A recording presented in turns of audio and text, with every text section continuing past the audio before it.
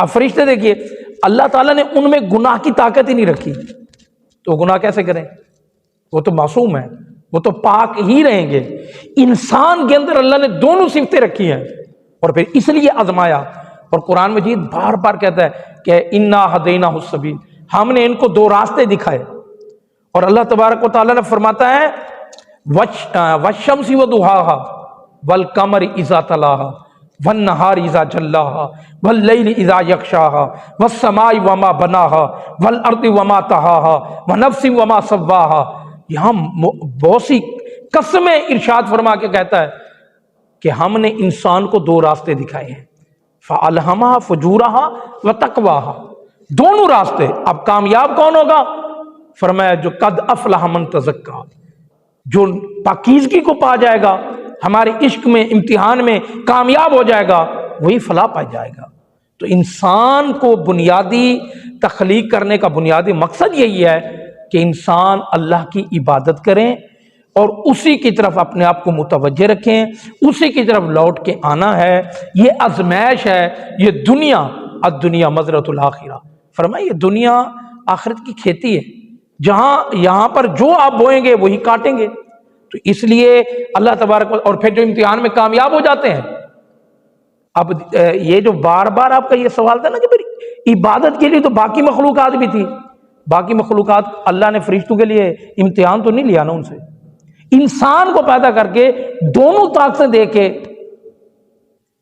اور پھر کہا کہ کون ہے جو نیکی کے راستے پہ چلتا ہے؟ فرمایا جو نیکی کے راستے پہ چلے گا وہ ہماری محبت کو پا جائے گا، وہی کامیاب ہو جائے گا۔ وہ اللہ تبارک و تعالیٰ پھر فرماتا ہے من عمل صالحا من ذکر او انثی وہو مؤمن فلنحینہ حیاۃ طیبہ، فرمایا ہمارے کہنے پہ چلو، ایمان لاؤ، اچھے عمل کرو، مرد ہو یا عورت، فرمایا پھر ہم انہیں پکیزہ زندگی عطا فرما دیتے ہیں۔ یہ زندگی تو ہے، پھر اور پکیزہ زندگی وہ کیا ہے؟ پھر اللہ تبارک و تعالیٰ انہیں ایک اور سوال بنتا ہے، اگر انسان کو اپنی عبادت کے لیے ہی پیدا کیا تھا تو اس میں پھر یہ مختلف جو ہے یہ دین کیوں بن گئے؟ دین بنے ہوئے ہیں، یہ دیکھیے مسلمان ہے، ہندو ہے، کرسچن ہے، تورف الاشیاء، عبادت کے لیے ہی صرف پیدا کیا تو پھر دین ایک ہی ہونا چاہیے تھا۔ یہ دیکھیے میں نے حدیث مبارکہ پڑھی کہ اللہ تبارک و تعالیٰ نے اپنے پہچان کے لیے پیارے آقا دو عالم صلی اللہ علیہ وسلم حضرت محمد کو پیدا کیا۔ ان سے پہلے جتنے انبیاء کرام اللہ تبارک و تعالیٰ نے بھیجے ہیں وہ سارے برحق ہیں، وہ سارے سچے ہیں۔ انہوں نے اپنے اپنے وقت میں، اب کیا ہوا، کسی کو کسی علاقے کے لیے، کسی کو کسی بستی کے لیے، کسی کو کسی وقت کے لیے، یا اللہ کی رضا ہے، اللہ تبارک و تعالیٰ اس کی مشیت کو جانتا ہے، اس نے بھیجے اور آخر میں رسول اللہ صلی اللہ علیہ وسلم کو بھیجا۔ تو جب پہلی شریعتیں تھیں، کیا وہ پیغام پوری دنیا، پوری انسانیت کے لیے نہیں تھا؟ کوئی کسی علاقے کے لیے تھا، کوئی کسی بستی کے لیے تھا۔ اب کوئی تو ایسا آتا جو اللہ تبارک و تعالیٰ کا پیغام تمام لوگوں تک پہنچا دیتا۔ تو جب حضرت موسیٰ علیہ السلام تھے تو تورات اللہ کی کتاب تھی، اس وقت وہی دین سچا تھا، اور جب حضرت عیسیٰ علیہ السلام ہے پھر دین عیسوی ہی سچا تھا۔ اور جب اللہ نے تبارک و تعالیٰ نے پھر خاتم الانبیاء، امام الانبیاء کو بھیجا تو پچھلی تمام شریعتوں کو منسوخ کر دیا۔ اب شریعت فرمایا ان الدین عند اللہ الاسلام، اللہ کے لیے ہے، اب رسول اللہ صلی اللہ علیہ وسلم کی شریعت پر ہے۔ تو کیا وہ بھی اپنے حق پہ ہیں کہ ہماری طرف بھی ایک نبی آیا تھا؟ ہاں، وہ تب تک حق پر تھے جب تک امام الانبیاء نہیں آیا۔ جب خاتم الانبیاء آ گئے، امام الانبیاء آ گئے تو حضور اکرم صلی اللہ علیہ وسلم کا پیغام آفاقی ہے، عالمگیر ہے، وہ تو محدود تھا۔ تو اچھا پھر یہ بات جو ہے نا، یہ خود تورات، زبور، انجیل میں بھی حضور اکرم صلی اللہ علیہ وسلم کی بشارتیں تھیں۔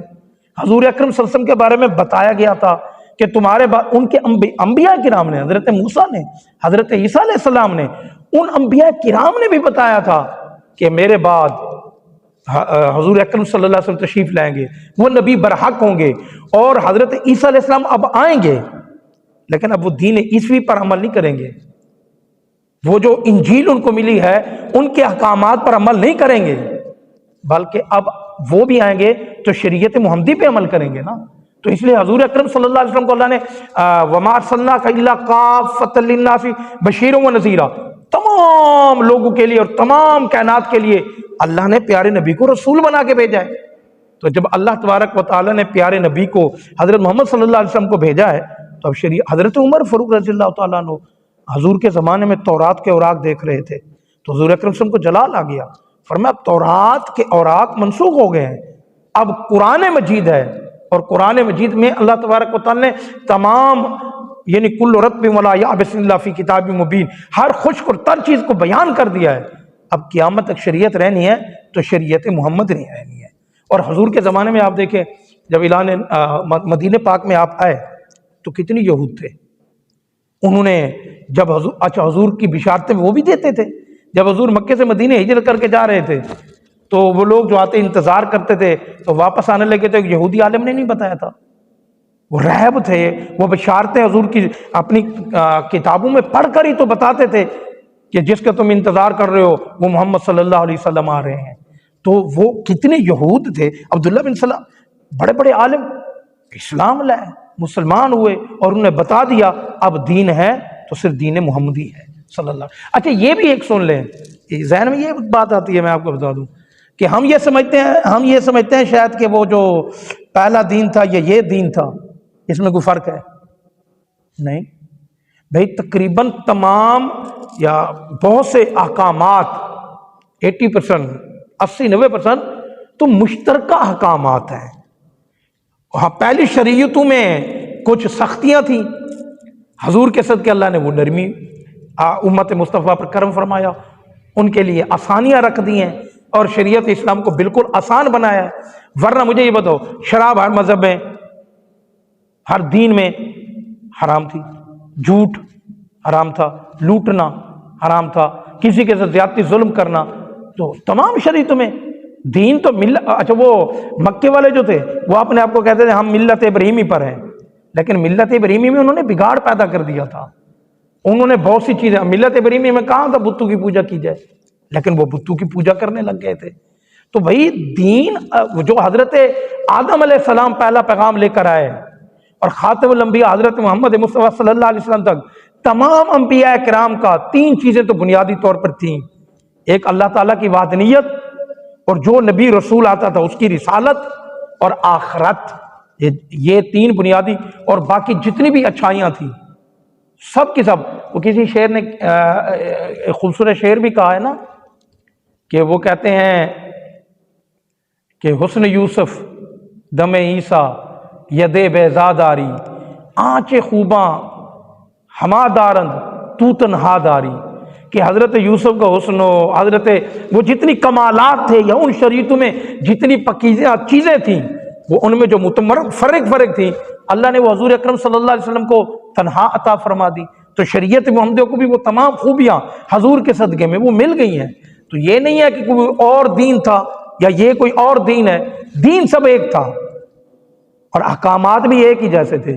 یہ تو آگے لوگوں نے ان کے اندر جو اچھا نیا نبی کیوں آتا تھا، کیا ضرورت پڑتی تھی اللہ تبارک و تعالیٰ نئے نبی کو بھیجتا تھا؟